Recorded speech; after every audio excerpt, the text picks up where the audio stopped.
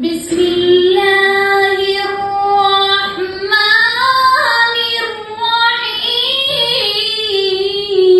الرحيم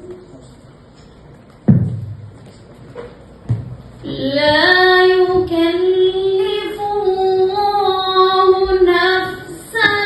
إلا وسعها لها ما كسبت وعليها ما اكتسبت ربنا لا تؤاخذنا إن نسينا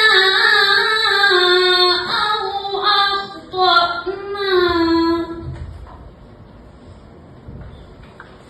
ربنا ولا تحمل علينا إصرا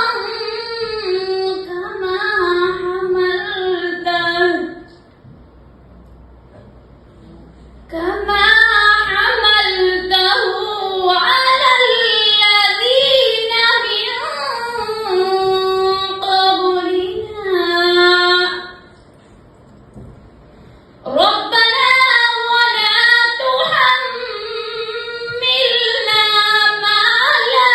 طاقة لنا به واعف عنا